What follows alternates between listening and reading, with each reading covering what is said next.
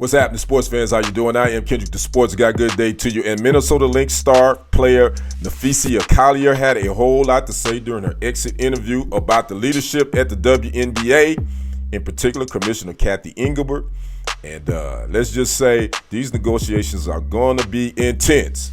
We're going to talk about that in this segment. Make sure you smash that like button, smash that follow button, and subscribe to the YouTube channels if you have not already done so. Those channels are Kendrick Sports Hustle as well as TFG Sports Media. Speaking of the WNBA, we got the finals tipping off tonight. Las Vegas Aces and the Phoenix Mercury. But let's talk about the tip-off that happened Tuesday. Napheesa Collier in her exit interview talking about the lack of leadership at the top of the WNBA, mainly Cathy Englebert. If you missed it, here's a little snippet of what she had to say. It's the lack of accountability from the league office. Since I've been in the league, you've heard the constant concerns about officiating, and it has now reached levels of inconsistency that plague our sport and undermine the integrity in which it operates. Whether the league cares about the health of the players is one thing, but to also not care about the product we put on the floor is truly self-sabotage. Year after year, the only thing that remains consistent is the lack of accountability from our leaders. The league has a buzzword that they've rolled out as talking points for the CBA as to why they can't pay the players what we're worth. That word is sustainability. But what's truly unsustainable is keeping a good product on the floor while allowing officials to lose control of games. Fans see it every night. Coaches, both winning and losing, point it out every night in pregame and postgame media. Yet leadership just issues fines and looks the other way. They ignore the issues that everyone inside the game is begging to be fixed. That is negligence. At Unrivaled this past February, I sat across from Cathy and asked how she planned to address the officiating issues in our league. Her response was, well, only the losers complain about the refs. I also asked how she planned to fix the fact that players like Caitlin, Angel, and Paige, who are clearly driving massive revenue for the league, are making so little for their first 4 years. Her response was, Caitlin should be grateful she makes $16 million off the court, because without the platform that the WNBA gives her, she wouldn't make anything. And in that same conversation, she told me, players should be on their knees thanking their lucky stars for the media rights deal that I got them. That's mentality driving our league from the top. WNBA Commissioner Cathy Englebert will respond to Napheesa Collier in a statement, and I'm going to read a little bit, and I quote.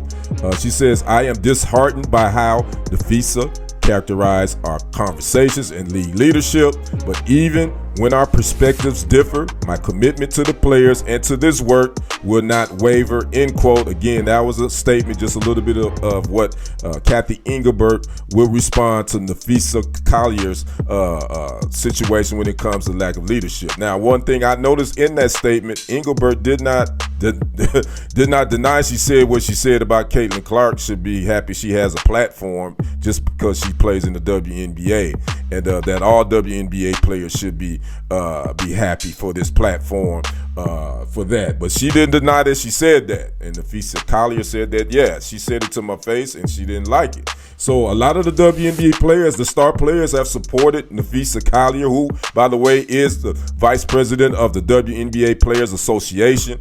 Caitlin Clark has came out in support of what Napheesa had to say, as well as A'ja Wilson, who's the 4-time MVP with the Las Vegas Aces, as well as other players in support of their vice president of the WNBA the Players Association. Now, the numbers speak to these ladies should be getting better salaries. The new TV deal the WNBA just signed in June of this year, it's 11 years, $2.2 billion, with an average of $200 million annually. That's between Disney, Amazon Prime, and NBC.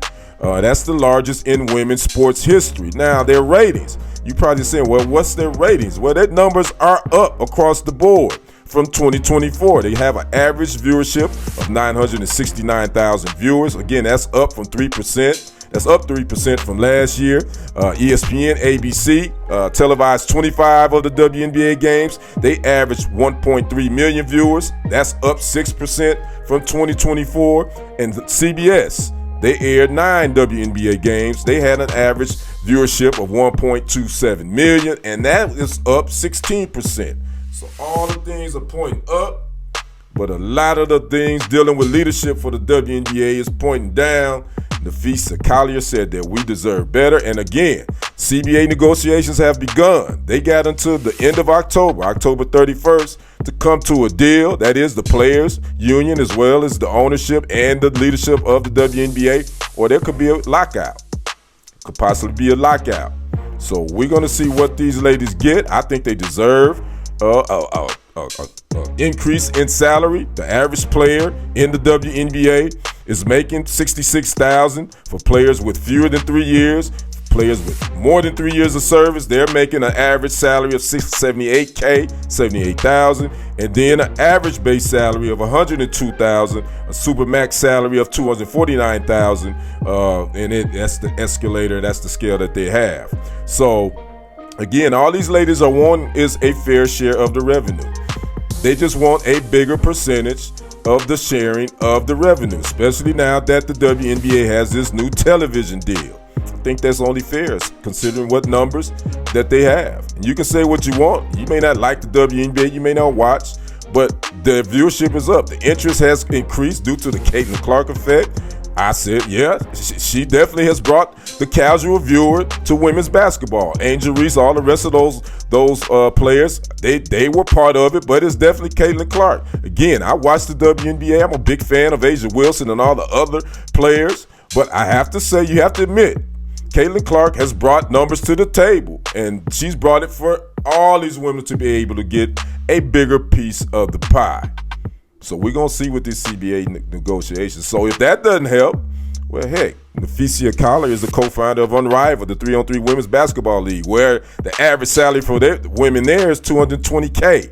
And they had a pretty decent debut a couple of months ago. So I'd like to know your thoughts on this WNBA CBA negotiations. You think Napheesa Collier, did the right thing by calling out Commissioner Cathy Englebert? I'd like to know your thoughts in the comments. I'm Kendrick, the sports guy. We will see you on the other side and on the next report. I am out. Peace.